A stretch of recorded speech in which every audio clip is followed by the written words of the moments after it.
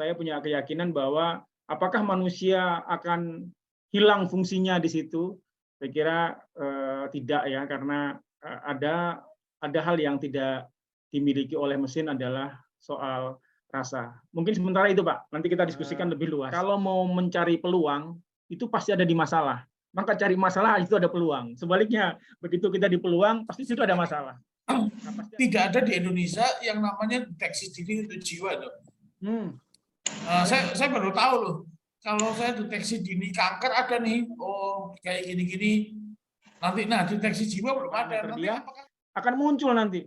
Anda mengalami gangguan sedikit stres misalnya gitu.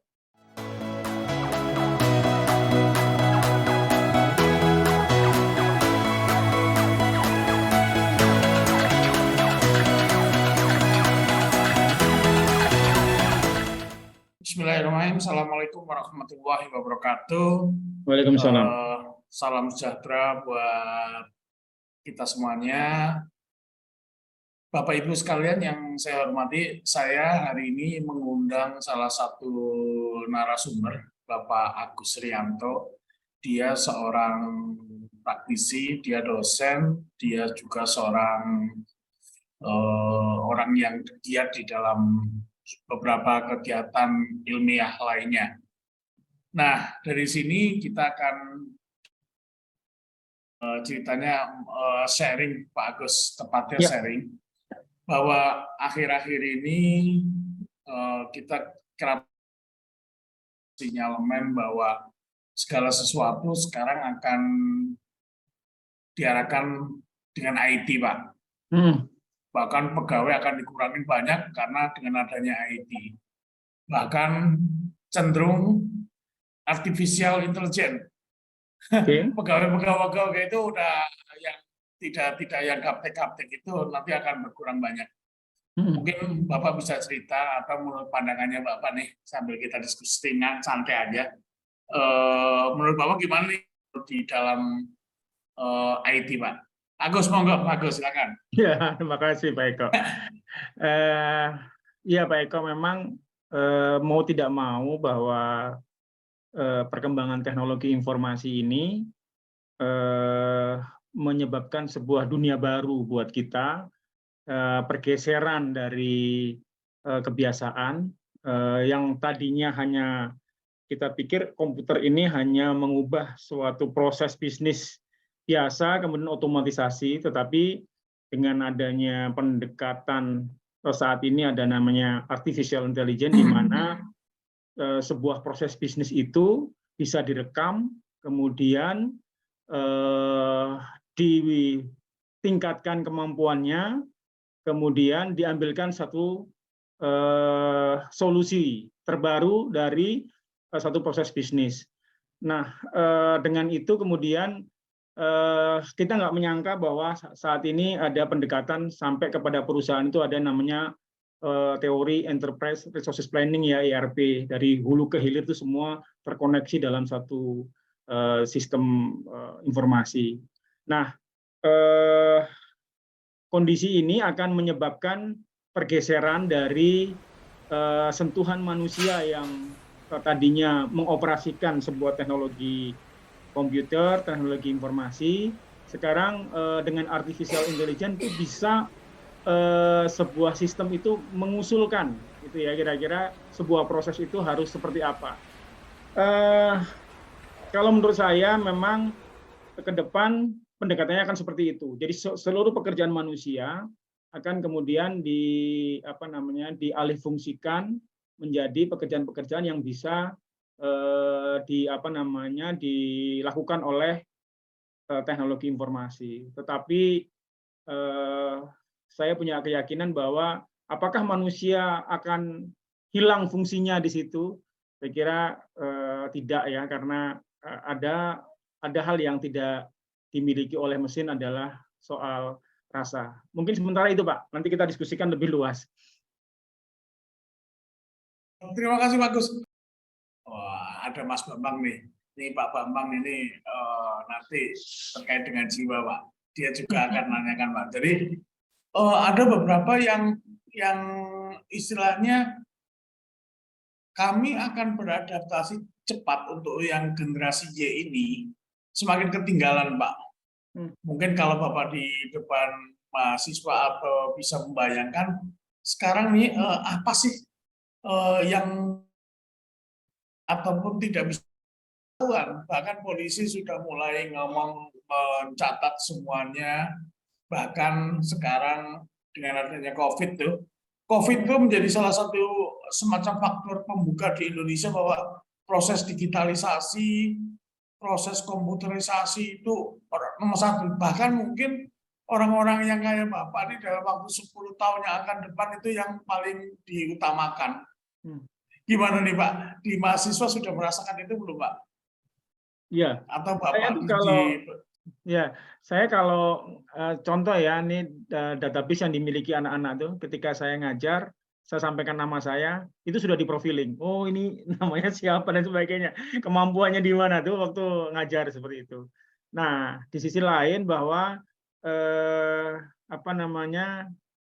dosen kalau hanya mengandalkan pada pada pengetahuan, ya sudah situ aja mereka akan lihat, oh sudah.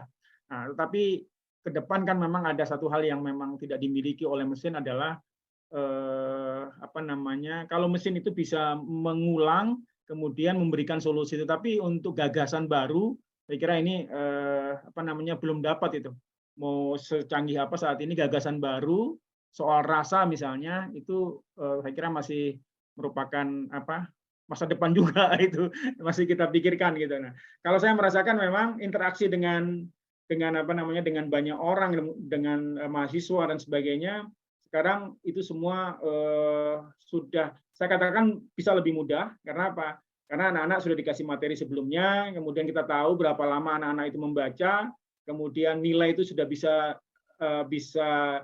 mereka isi sendiri, mereka punya self assessment sendiri dengan model CAT itu computer assist test. Tes itu kan sekarang begitu. Kampus-kampus online itu sudah menggunakan pola-pola seperti itu. Bagaimana peran dosen ke depan? Nah, saya kira ini yang bisa sebenarnya adalah soal soal rasa tadi. Kalau saya mengatakan selalu soal rasa. Itu mungkin Pak Eko. Memang benar. Pak Bambang, silakan Pak Bambang nih. Pak Agus, salam kenal ya. Pak Agus. Iya Pak Bambang. Saya Bambang Pak Gus, ini di rumah sakit jiwa ini, saya ini adalah perawat jiwa Pak Gus. Ini diajak ngobrol-ngobrol sama Pak Eko nih menarik sekali nih bahasannya nih saya. Tadi siang beliau kabarkan ke saya bahwa kita akan ngobrol-ngobrol nih tentang teknologi di zaman yang edan. Walah. Kalau bicara edan itu luar biasa nih kaitannya sama yang edan-edan. Pak Gus, memang kalau kita ketahui yang kita gunakan saat ini kan juga merupakan kecanggihan teknologi ya Bagus ya. Betul ya? Ya.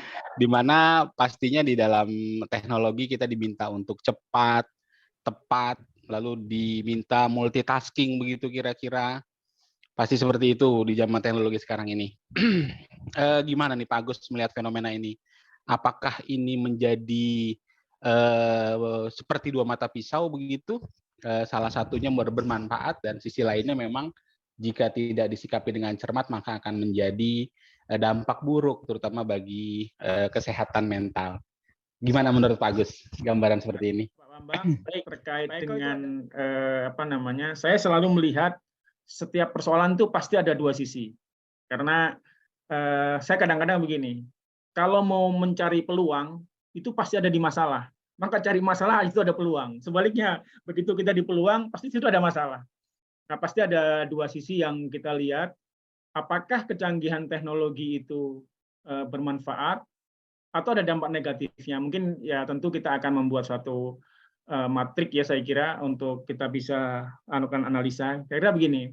Dari sisi waktu,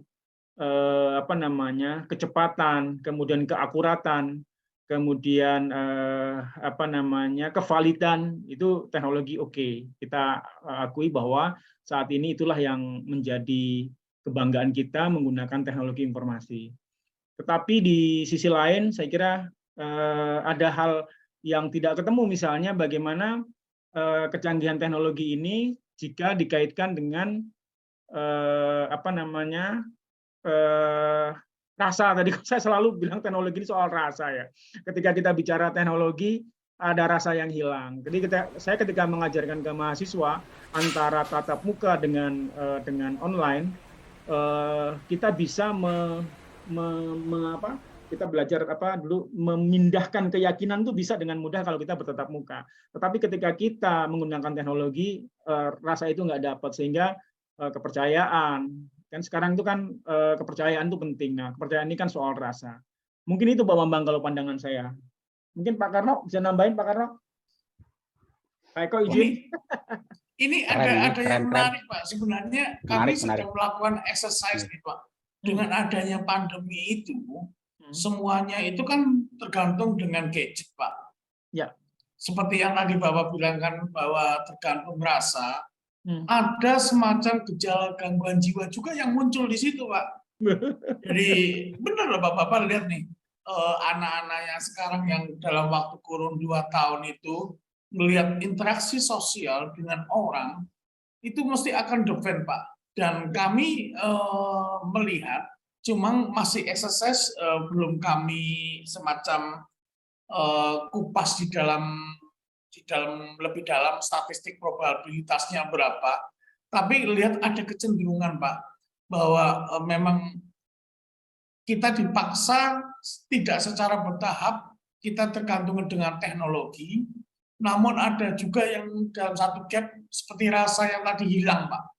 Dan itu terjadi loh Pak. Ya ini yang kami rasakan ya Pak Bambang ya. Jadi di psikologi anak, di jiwa anak itu ada loh Pak, bahwa mereka lebih asik mendingan ada di kamar main handphone daripada diajak pergi Pak. Bahkan dia lebih asik dengan gadgetnya daripada dia pergi kemana-mana. Bahkan satu kata lagi, dia lebih takut kehilangan gadgetnya daripada kehilangan yang lainnya. Dia menyendiri terus Pak. Daripada istilahnya banyak nih survei kecil, dia lebih mencintai gadgetnya daripada dunia luarnya. Dan itu terjadi betul loh Pak. Ya, Pak Eko saya mungkin nambahkan Pak Eko ya. Di perumahan kita nih Pak Eko, sorry bicara perumahan, saya membina remaja yang sebagaimana Pak Eko tahu, memang ruang-ruang ini, ruang-ruang kesepian anak-anak itu ada Pak Eko. Jadi mereka memang ada challenge gitu ketika main gadget, ya kan, ada challenge main gadget. Kalau main game itu ada levelnya. Sementara kalau kita berinteraksi datar-datar saja. Tapi yang nggak kita dapat adalah bagaimana anak itu merasa nyaman, merasa punya keyakinan. Itu kan soal rasa tuh, punya keyakinan. Karena ketika mendapati masalah, saya mungkin Pak Bambang lebih paham mengenai proses proses pertumbuhan ya, tumbuh kembang. Anak ketika usia SD masuk kepada SMP itu galonya luar biasa dan dia sangat terpengaruhi oleh lingkungannya. Ketika dia masuk di SMA sampai kelas 2 lah kurang lebih, nah dia sudah mulai bisa mendapatkan kekecewaan gitu dari temannya. Nah, ketika dia kuliah dia sudah bisa membedakan bagaimana dia bergaul, kemudian dia pernah kecewa sehingga dia ngambil proporsional, dia lebih dekat kepada orang tua. Nah, yang saya lakukan beberapa membina remaja itu adalah anak-anak ini kehilangan itu. Orang tua juga sama. Orang tua juga begitu sibuknya, anak-anak ini ingin kehangatan, kesentuhan, mereka kehilangan itu semua. Dan itu berbahaya ketika anak-anak ini harus merasakan gitu loh. Padahal kan kalau kita dalam teks-teks agama kan tentu merasakan penderitaan orang itu bagian daripada kebaikan seseorang gitu. Mungkin itu Pak Eko yang saya rasakan. Ini hebatnya narasumber kita nih. Luar biasa ini. Menarik ini Pak Eko. Benar. Ini menarik loh. Ini Pak Agus ini selain ahli dalam informatika, ahli juga dalam tumbuh kembang seperti ini. Enggak, Kak. Itu luar biasa. Karena Pak Karno itu. Menarik. Menarik sekali Pak. Tadi Pak Agus juga sampaikan ya Pak Eko ya terkait dengan level-level tumbuh kembang sampai dengan tahapan-tahapan di mana dia bisa merasakan kebutuhan-kebutuhan sosialnya ya Pak ya. Kalau menurut pengalaman Pak Agus sendiri kira-kira ada nggak sih sebetulnya tahapan-tahapan memang harusnya usia sekian tahun sampai sekian tahun tuh penggunaan gadgetnya tuh di taraf yang sekian. atau sekian tahun, umur sekian, level SD, SMP gitu ya, penggunaan gadgetnya lebih baik yang di level sekian. Itu ada nggak sih bagus kecanggihannya gitu? Apakah Eh, dari SD atau ya, TK boleh bermain ya, secanggih mungkin begitu? ada namanya Sebenarnya. the golden age, Pak. Usia emas itu sampai dengan 9 tahun. Itu jangan ditinggalkan, Pak. Kalau bisa Bapak menyertai dia setiap hari bersama mereka sampai umur 9 tahun. The golden age itu yang membentuk karakter mereka, membentuk rasa, membentuk kepedulian, apa namanya itu usia itu. Makanya saya ada beberapa referensi, anak sampai usia 9 tahun nggak usah diajarin apa namanya, nggak usah diajarin matematika gitu kira-kira gitu, ajarin karakter. Nah, Ya, tapi ya. bagaimana, nah dari situ baru bisa diterjemahkan bagaimana mengimplementasikan teknologi informasi. Nah, usia sampai 5 tahun, anak-anak itu tidak bisa cepat menghafal lebih dari 2 kata misalnya. Jadi ketika saya ngajar ke TK, itu yang saya sampaikan kepada mereka, misalnya mengajarkan bacaan atau doa atau apa itu 2 kata disambung kemudian gitu. Nah, itu bisa kemudian nanti gadget menyesuaikan. Kemudian nanti masuk kepada usia anak-anak setelah 9 tahun. Dia mulai berinteraksi. Nah, itu saya kira gadgetnya akan menyesuaikan terus dan sebagainya. Nah, kalau menurut saya di usia awal itu mestinya gadget diarahkan pada pengenalan warna, kemudian eksplorasi. Jadi model-model tab itu ya. Itu mungkin oke. Kemudian game-game ringan. Nah, kita harus membantu mereka jangan sampai gamenya itu bersifat challenge gitu. Ada apa namanya? Ada level-level yang terus meningkat terus. Kalau anak-anak kan sekarang tuh main apa itu game tuh levelnya mabar tuh, main bareng itu levelnya naik terus. Nggak habis-habis tuh level. Nah, itu yang membuat mereka penasaran. Karena anak-anak memang usia-usia setelah 9 tahun tuh lebih mudah lagi di challenge dengan adanya game. Makanya dia kecanduan. Sampai nanti usia apa namanya masuk ke 17 tahun, masuk ke usia pemuda 18 tahun. Kalau menurut undang-undang kan pemuda itu masih di bawah 18 tahun. Setelah di atas itu disebut dewasa. Nah, interaksi anak-anak sudah mulai beda. Dia mulai apa namanya berinteraksi di usia setelah SMP itu banyak interaksi. Maka gadgetnya diarahkan bagaimana membentuk satu komunitas. Saya lihat anak-anak itu di usia-usia itu dia bisa punya sohib di dunia maya gitu.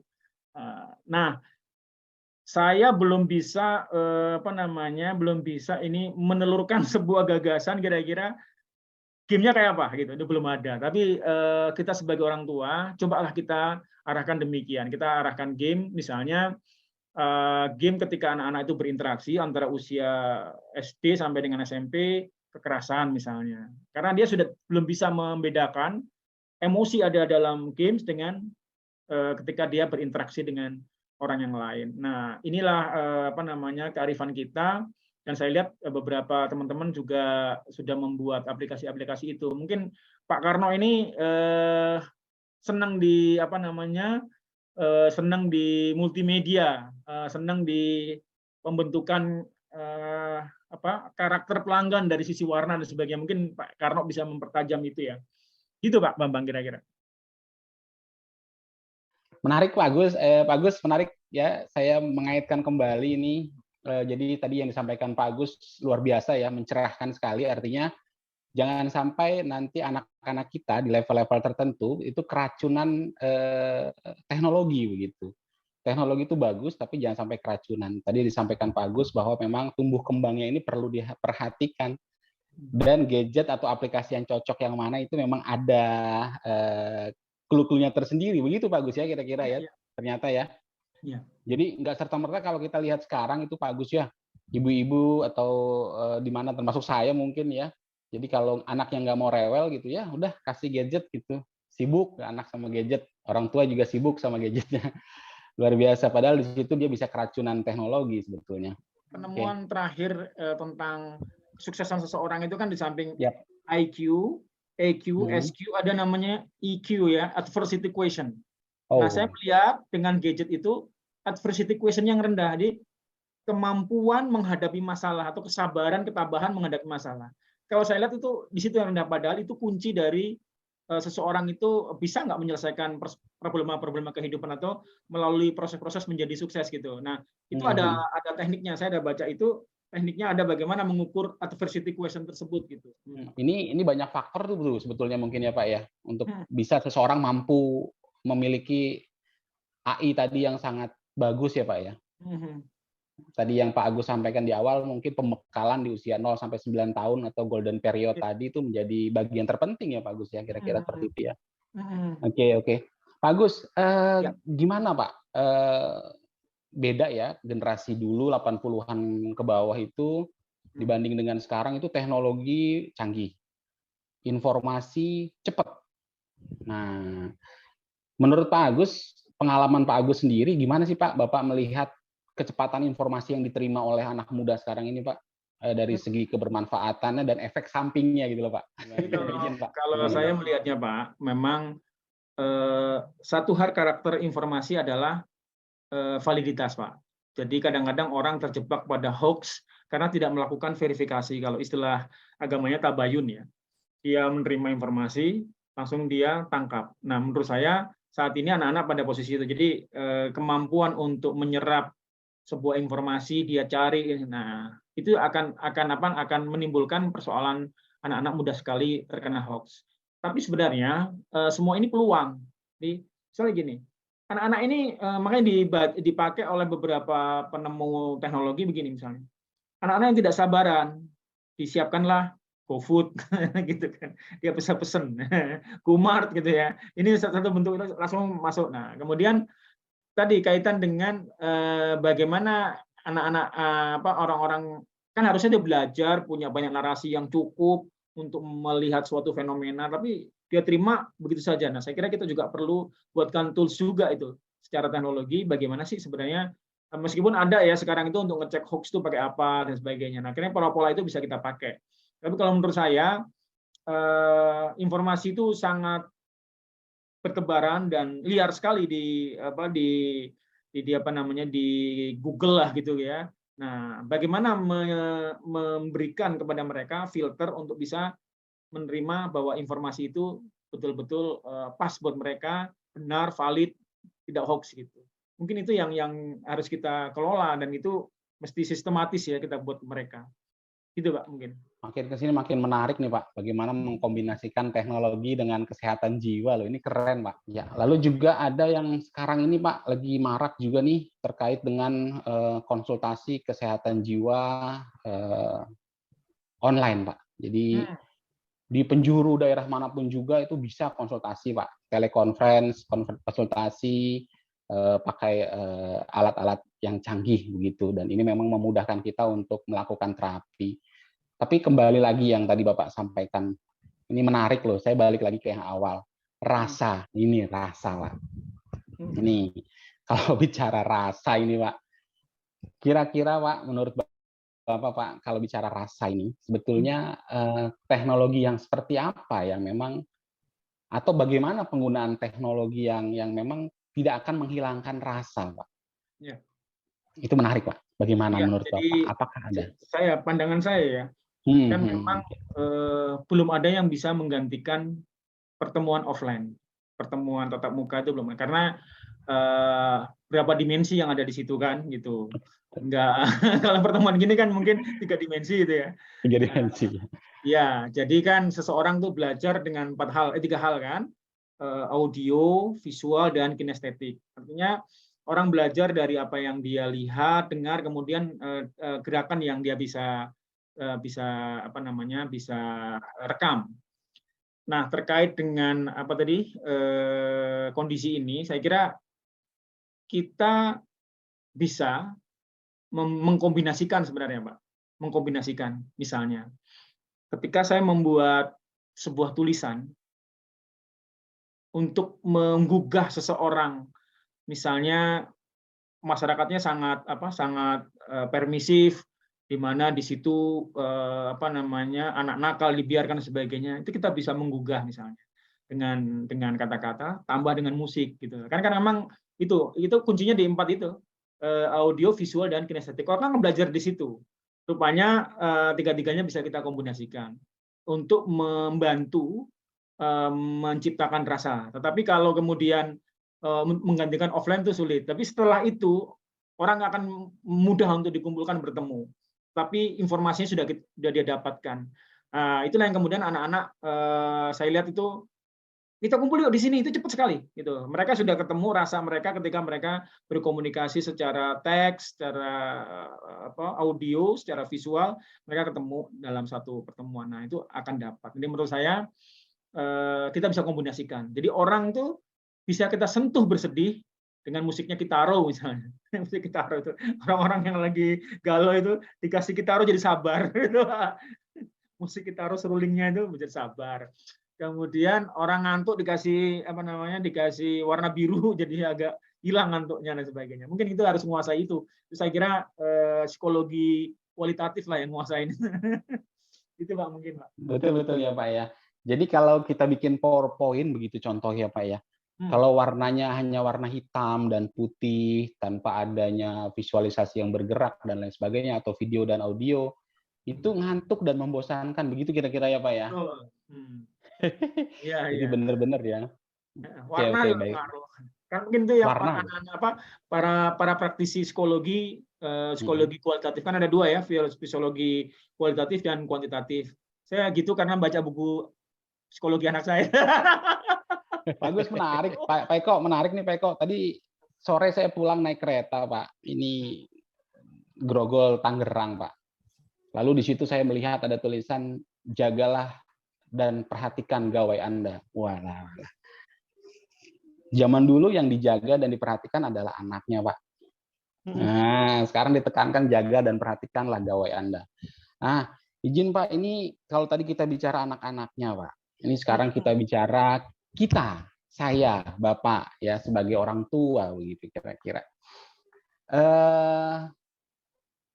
Karena kita tahu, Pak ya, artinya teknologi nggak bisa kita tutup mata ya Pak ya, memang itu kan harus ada dan memang itu sudah zaman dan memang sudah waktunya dan ini memang episodenya teknologi. Bagaimana Pak orang tua menyikapi kecanggihan teknologi ini Pak? Apakah perlu kita batasi penggunaannya misalnya begitu atau memang anak kita nggak usah dikasih handphone sampai umur 9 tahun gitu. Atau memang ada waktu-waktu tertentu yang dia bisa menggunakan atau tidak boleh menggunakan. Dan itu apakah bisa dilakukan secara strike atau secara otoriter orang tua kepada anak? Oke Pak, gimana Pak pandangan Pak Agus? Monggo. Siap. Anak itu macam-macam itunya, kemampuan beradaptasinya. Ada yang anak ini begitu mudah larut gitu ya dalam gadget. Ada yang cuma biasa saja. Nah ini kita mau ambil yang mana? Mungkin ini perlu perlakuan yang berbeda untuk setiap anak. Tetapi secara umum, kalau menurut saya, ada sih riset-riset yang membuktikan tuh berapa lama sih harus anak itu main gadget itu ada. Menurut saya itu sudah banyak riset yang dirilis di jurnal-jurnal, berapa sih sebenarnya anak-anak. Ya, kita tinggal milih saja menurut saya itu. Kalau saya lebih cenderung kepada pemikiran moderat ya, dalam pengertian mazhab moderat ini terkait dengan bahwa teknologi informasi gadget ini tidak ditinggalkan. Maksa baru. Habis gimana? Memang kalau dalam hal pemikiran mazhab itu kan jalan. Iya. Dari kata azhabah.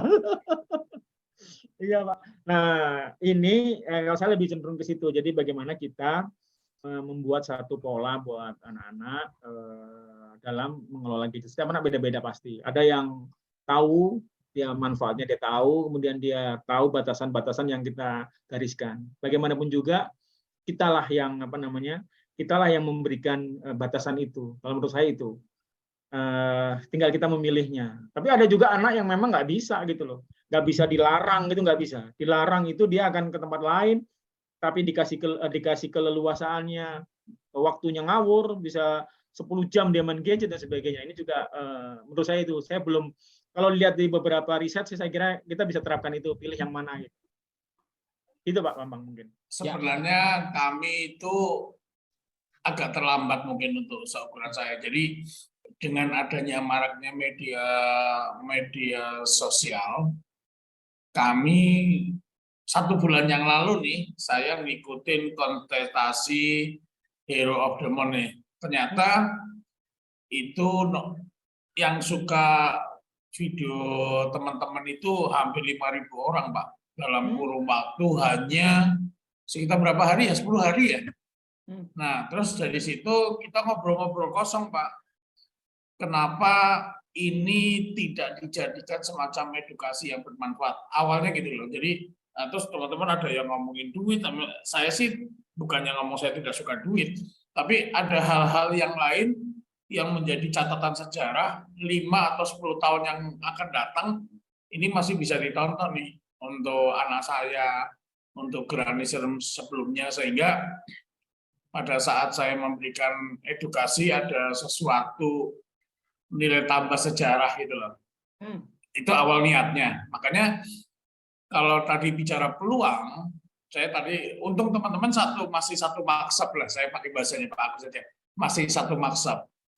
Bahwa kenapa sih hal yang berulang-ulang tidak kita record, kemudian itu kita sebarkan, kita dapat pahala, kita bisa mengedukasi, katanya ilmu yang bermanfaat itu pahalanya mengalir nih. Kita udah ngomongin agama Pak Bambang, kita lawan aja.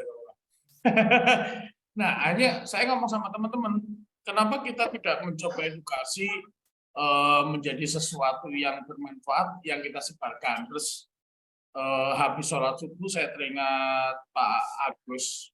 Jadi saya terus terang aja cerita nih bahwa kami membangun Fatman ini karena badan saya gendut ini. Jadi membangun Fatman itu bagaimana memberikan sebuah kontribusi dalam artian tidak terlalu hingar-bingar sama teman-teman yang lainnya, tapi ada sesuatu yang real gitu, yang nggak ada. Dampak materi nantilah. Kalau saya berprinsip kalau Anda kerja yang bagus, rezeki akan ngikutin, dan itulah peluang. Saya bilang sama teman-teman bahwa ini diskusi ya Pak Gus ya. Kami ada sekitar lebih dari 4.000 Pak. 4.000 mahasiswa se-Indonesia, Pak, yang dikelola oleh Mas Reza. Mas Reza itu bintangnya nih, Pak. Itu hanya satu dari segi perawat, Pak. Bayangin, Pak, dari segi perawat itu sekitar 4.000, Pak. Dari 4.000, kalau bisa dikelola dengan manual base, menurut saya cepat atau lambat akan ketinggalan itu loh. Itu tantangan yang pertama. Nah, di atas Mas Reza ada Mas Bam nih. Ini yang nyanyi Kenangan Terindah, Pak. Wow. Dia berpikir bahwa bagaimana sih sesuatu yang peluang ini bisa ditangkap. Karena ternyata tidak hanya dari segi keperawatan, Pak. Ada psikologi, ada okupasi terapi, ada apa lagi ya, obstetrik, terus pekerja sosial, dokter, calon residen, fisioterapi. Jadi dari segi diklat ada banyak hal yang banyak, Pak. Nah, ini saya cerita sama Pak Agus nih. Ngomongnya peluang nih Pak, sudah mulai menjurus nih setelah kita discuss nih. Saya tadinya punya opini atau punya pemikiran besar, tapi saya nggak tahu bentuknya seperti apa. Bagaimana sih tempat kami menjadi sebuah center of knowledge untuk adik-adik pengganti generasi untuk memperoleh pengalaman dia, bagaimana menerapkan ilmunya menjadi sebuah peluang. Saya tadinya melihat satu peluang yang saya omongin adalah dari segi bagaimana memvisualkan, bagaimana merekod, kemudian melakukan tata kelola. Nah, ini sudah mulai ngomong peluang bisnis ataupun peluang manajemen strategi nih. Kita akan diskusi panjang, Pak Agus. Nanti sebenarnya yang punya gawe Mas Bam nih, bagaimana ini menjadi sebuah kenangan terindah, menjadi sebuah tata kelola yang bagus. Nah, karena saya dengar aja sih, Bapak sudah masuk ke BKN, Bapak sudah masuk ke BAIS, Bapak sudah masuk ke beberapa instansi pemerintah, bahkan ada di Angkatan Laut kalau nggak salah. Jadi kami ini butuh saran, butuh masukan dari Bapak. Sekiranya Bapak bisa kasih wawasan ke kami, kiranya apa-apa dulu nih, sehingga teman-teman dapat bekal dan kami bisa meng-create terkait dengan hal ini, memadukan atau mengaitkan edukasi dengan sebuah teknologi. Gitu, Om Agus, monggo. Ya, baik kok. Jadi sebenarnya kalau di dalam pendekatan AI tadi, artificial intelligence itu memang dia adalah kemampuan untuk mendokumentasikan apa yang ditulis. Tulis itu bisa melalui visual, bisa melalui voice juga kan. Kemudian beberapa catatan tadi, kenangan terindah tadi itu tercatat, itu bisa kemudian dikuantifikasi sebenarnya. Jadi bisa sehingga gini, kayak Google aja loh. Google itu kan sebenarnya semua orang yang cari, ya ini kalau kita bicara Google, memang maksud saya kalau memang kita buat aplikasi sudah ada best practice-nya ya. Ini Google. Misalnya begini, Google itu rupanya misalnya mencari. Saya dulu pernah lakukan ini, konsepnya adalah survei internet misalnya.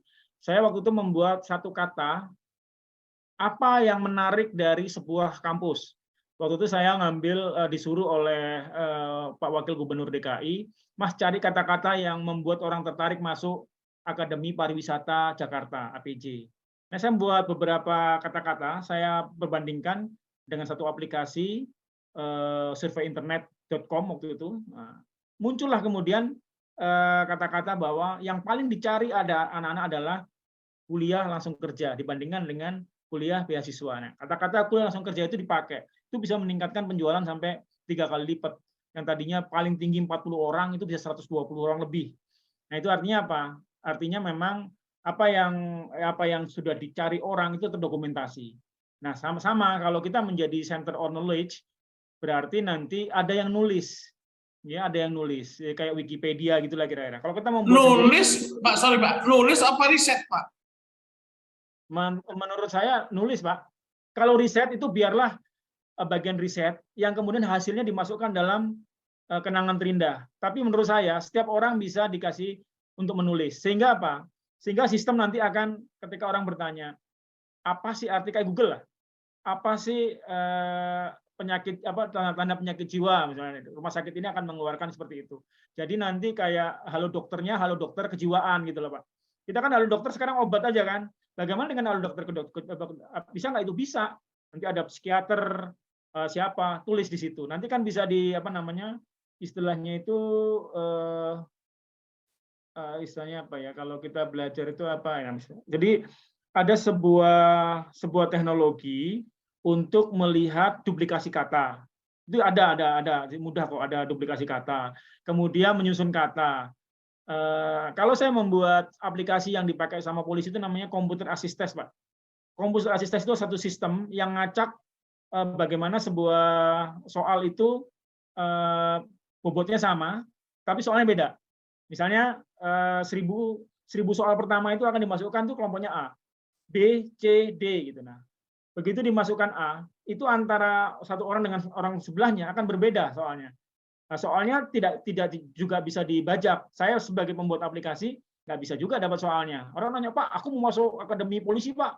Kan Bapak membuat aplikasinya. Bocorin dong, gitu nggak bisa. Soal itu langsung dari konsultan di Universitas Indonesia, dimasukkan ke dalam server, diacak.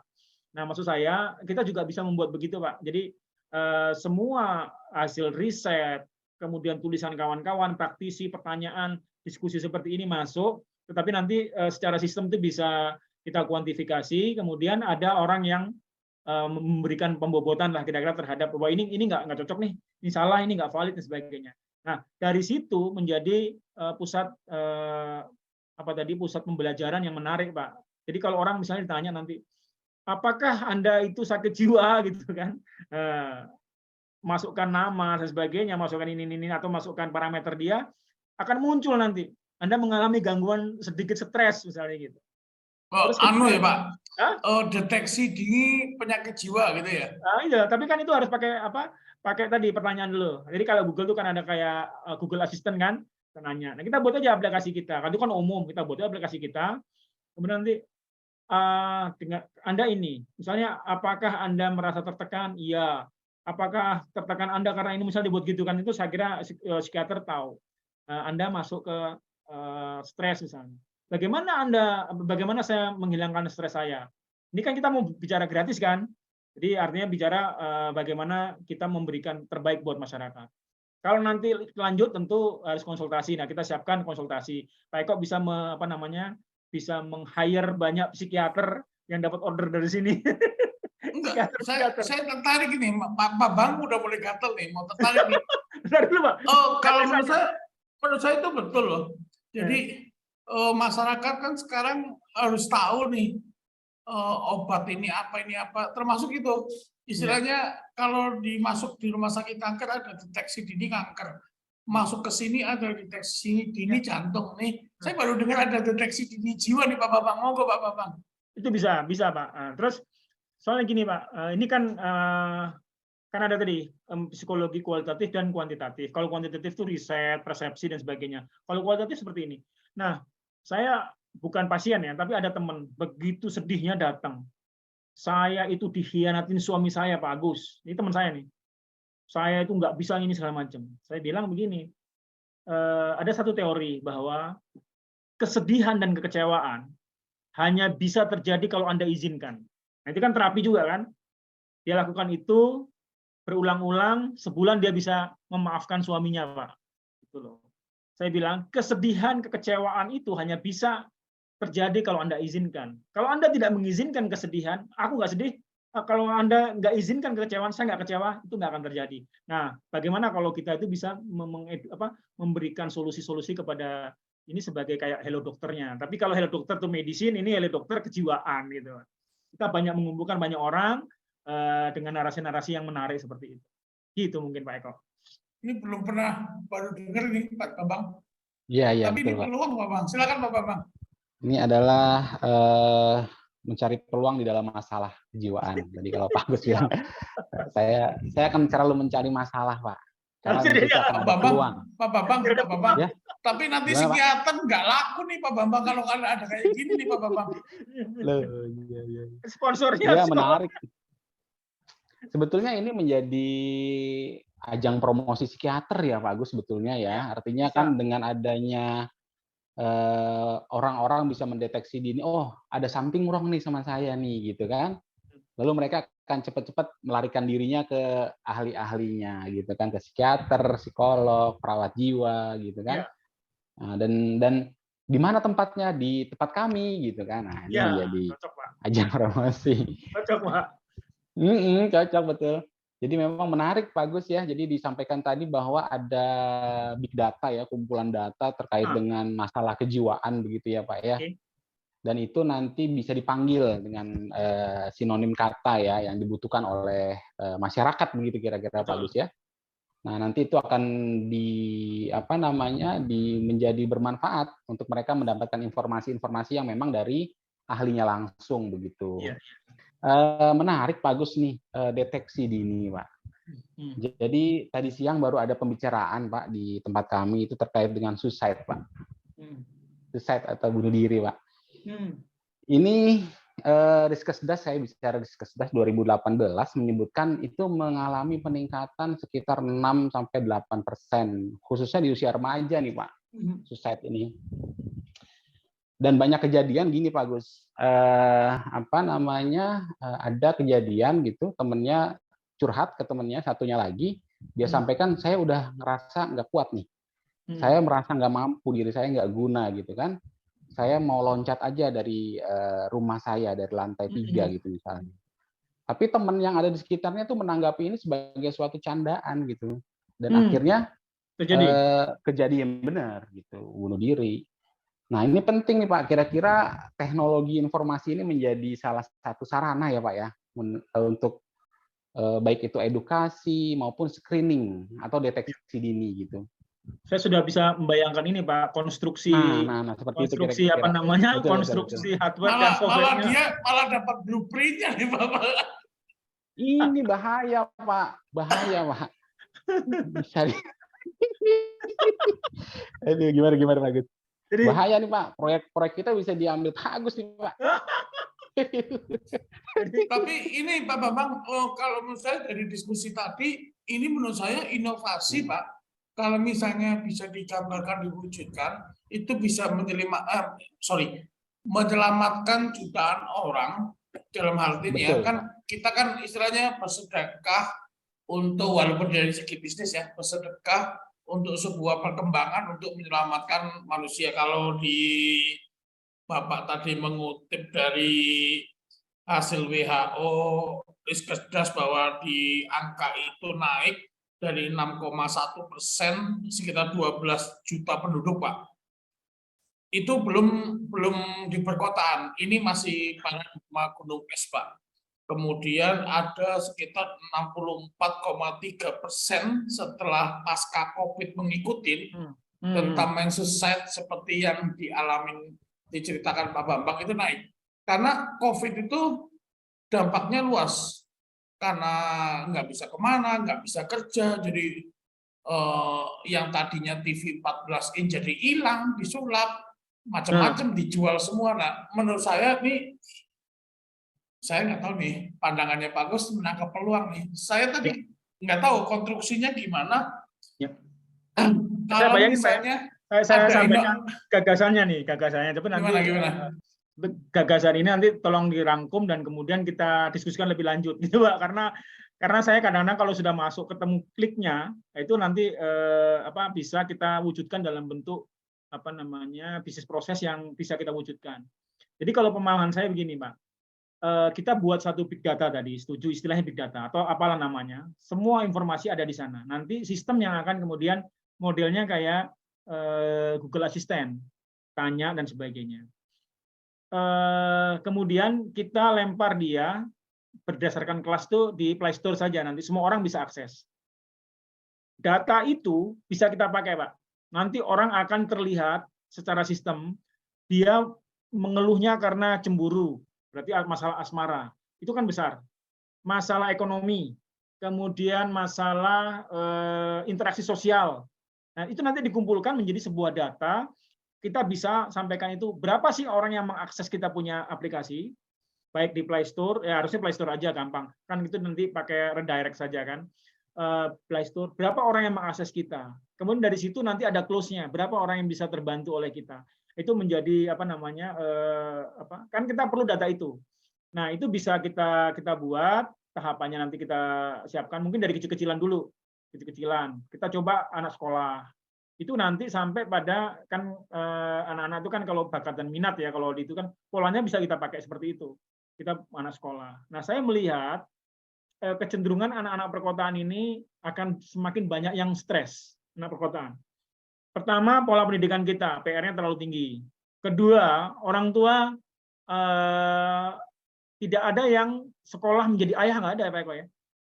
Sekolah menjadi ayah tidak ada, tapi kita harus menjadi ayah yang bijak. Gimana caranya? Nah itu kan saya kira menarik. Kita sering adakan itu. Nah ini menjadi database. Berapa orang yang berkonsultasi level 1, masuk level 2, ada yang tindak lanjut, dan sebagainya itu. Itu akan kita kembangkan menjadi luas, sehingga kita punya database. Berapa yang mengakses sistem kita, level 1 berapa, level 2 berapa yang bisa kita selesaikan secara kejiwaan.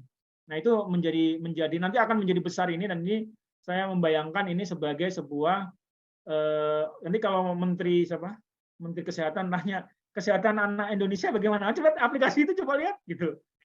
Ke depan seperti itu mungkin baik. Iya ini menarik nih. Kan nanti bisa ketahuan nih yang akses video porno, yang akses ini ya ketahuan semua nih. Bisa ini bisa. Tadi konstruksinya saya malah tertarik, Pak Bambang itu seperti kasih umpan lambung nih. Jadi berangkat dari masalah banyak terjadi tingkat angka bunuh diri itu meningkat, Pak. Dulu di Jepang nih, Pak. Di Indonesia sekarang sudah mulai mendekati nih. Ya kan, bahkan tadinya saya ngobrol sama Pak Bambang sama Mas Reza, saya tadinya mau bahas masalah kenapa sih menantu selingkuh, terus kemudian ada mutilasi sekarang semakin banyak. Tapi kalau itu tadinya saya mau ke psikiater tuh dengan Dokter Agung, Pak Bambang dari segi hukum forensik. Dokter Agung sudah oke, tinggal waktunya. Nah, yang tadi dibilang sama Pak Agus adalah apa tadi, deteksi dini ya. Itu inovasi baru belum ada di Indonesia loh Pak.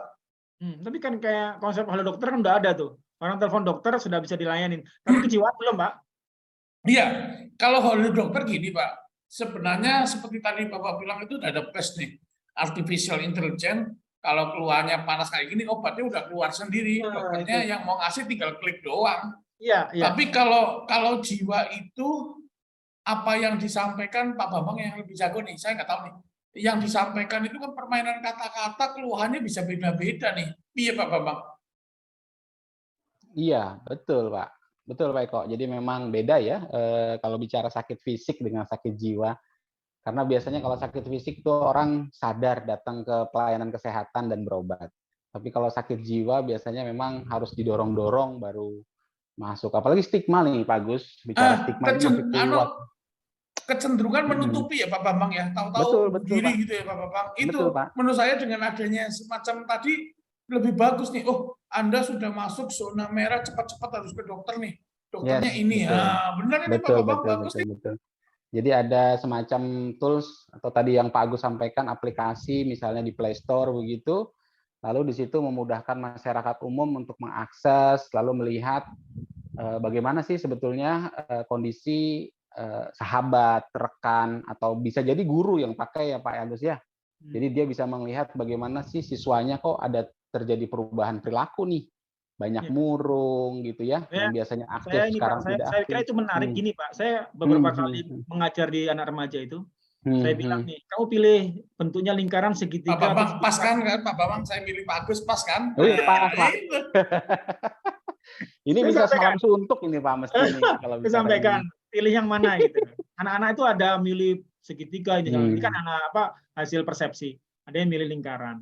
Dari lingkaran kemudian itu milih golongan darahmu apa? A, B, O dan sebagainya. Itu kan memang ada banyak penelitian. Meskipun ada deviasi tingkat kepercayaannya ya.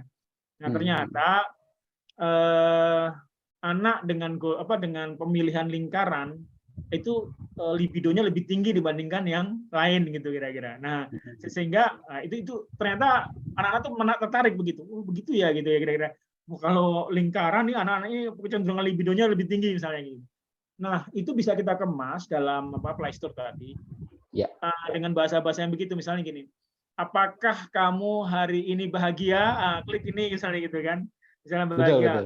Kamu lihat ini senang, kamu lihat ini senang, kamu enggak gitu. Jadi mungkin saya kira bagian psikolog lebih tahu. Begitu nanti hasilnya apa? Ada kuantifikasi. Anda kurang bahagia misalnya gitu ya. Kalau mau lanjut lagi itu bisa kita buat dalam bentuk seperti itu. Iya. Bisa deteksi dini.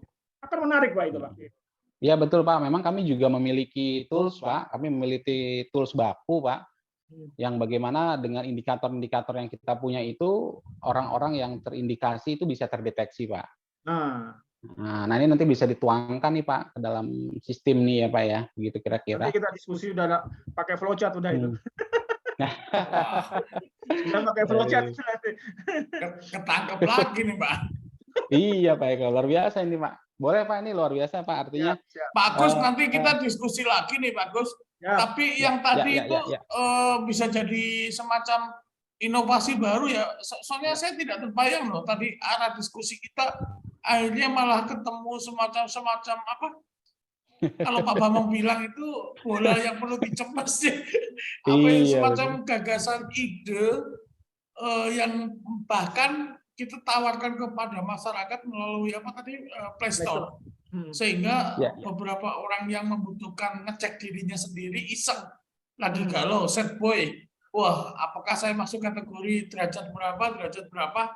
Apakah perlu sampai membutuhkan pertolongan psikolog, pendampingan atau psikiater, gitu kan? Ini bagus nih Pak. Wah, piye bagus. Wah, ini malah dapat materi. Ya, saya prinsipnya Nas mentafahmul nas. Sebaik-baik manusia adalah yang bermanfaat buat orang lain. Kita diskusikan Pak. Amin. Nah, itu tadinya tujuannya Fatman itu Pak. Jadi tadi kan saya mencari teman-teman yang satu paham. Saya tidak mengikuti paham-paham yang lain. Bagaimana sih saya mengerjakan ini happy gitu Pak. Tak kerjakan, ada nilai pahalanya, tapi ada nilai edukasinya. Dipakai nggak dipakai, suatu saat dipakai. Terus ada semacam jejak digital lah istilah bahasa kita ini. termasuk pembicaraan kita ini. Pak Eko, saya punya komunitas anak-anak remaja yang banyak, baik di Jakarta maupun di Bekasi ya. Saya kira itu bisa kita jadikan sebagai sampling, apakah mereka tertarik atau tidak, kita bisa. Dan ini menarik. Bila perlu nanti sponsornya apa gitu kan bisa. Sponsor misalnya begini, Anda kalau bisa menyelesaikan apa, tapi itu bisa kita buat model game, kita bisa buat model konsultasi, insya Allah menarik itu Pak. Pak Bambang bisa masuk riset itu Pak Bambang. Sebagai prototipe, tingkat kecenderungan ya. Ya nih, saya sebenarnya ada satu lagi nih. Pak Agus masih ada waktu nggak nih Pak Agus? Barang 10 menit. Jadi kan gini, 10 menit aja. Jadi kan tadi saya mulai dari problemnya di kami, Pak, saya manggilnya Mas Bam nih, karena kenangan terindah itu. Dia udah mirip itu Pak Samson Pak. Bahwa Pak Bambang itu sedang mengelola sebuah diklat Pak dan penelitian Pak. Jadi ada dua nih Pak. Ada diklat, pendidikan dan ada penelitian Pak. Sebuah diklat itu outputnya dua. Yang pertama kalau yang pendidikan keluar itu sudah ada tempatnya nih. Nah, Pak Bambang lagi berpikir bagaimana melakukan pendidikan di dalam Pak. Oke.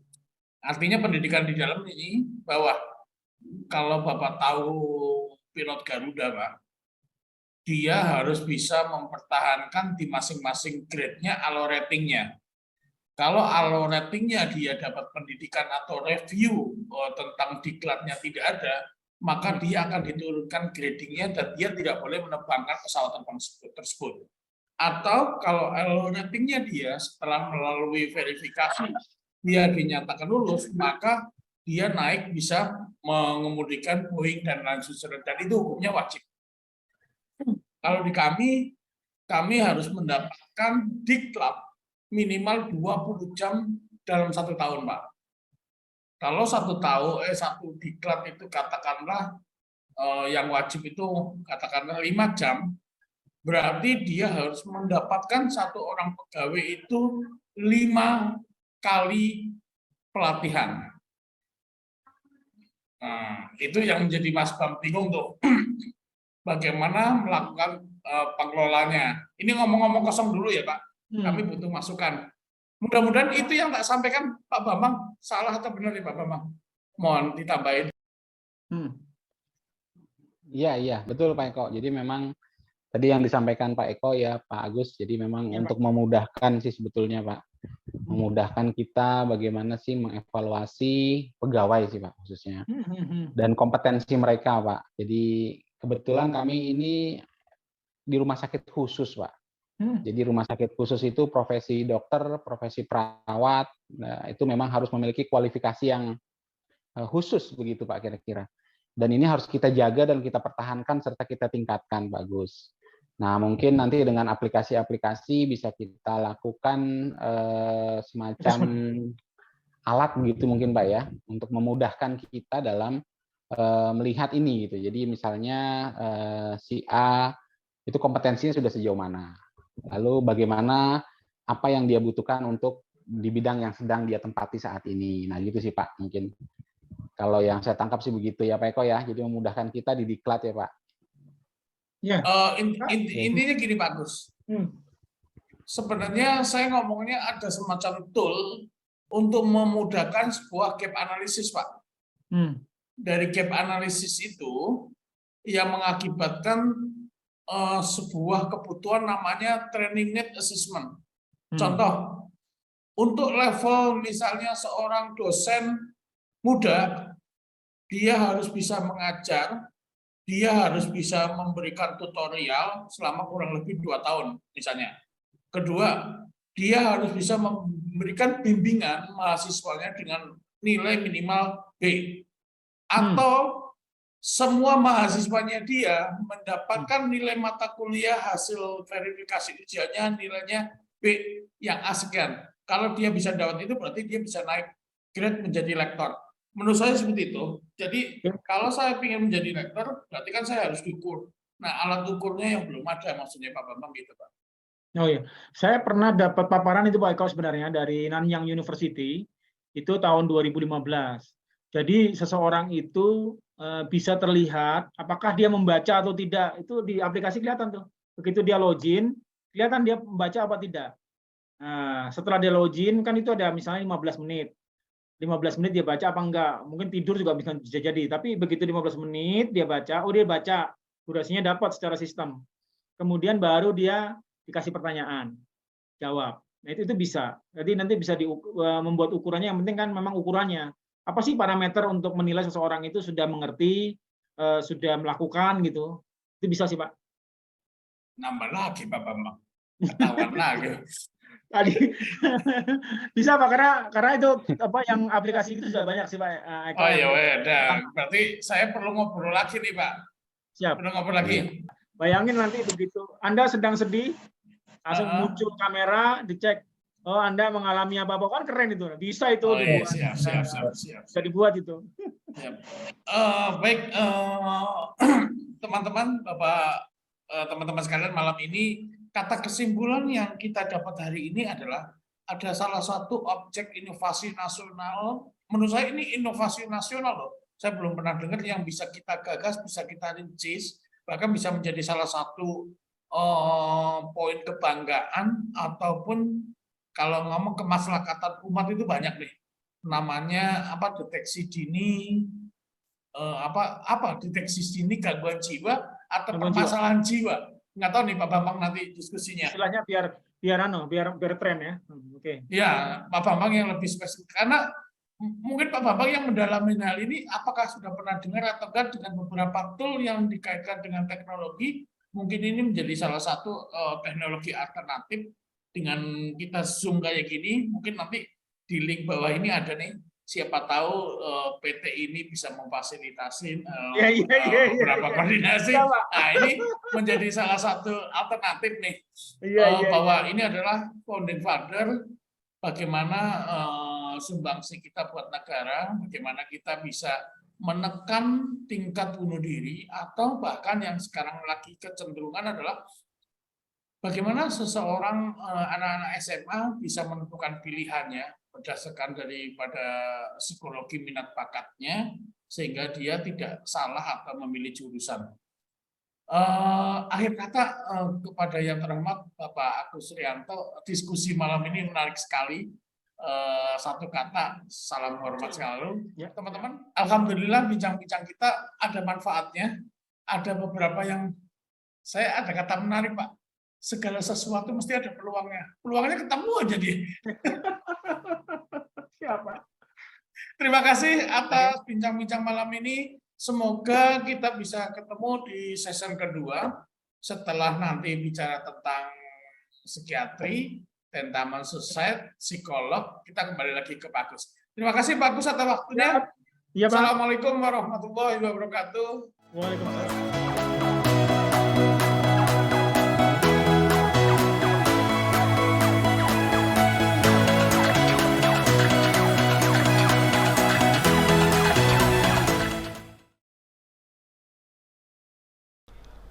Aku tahu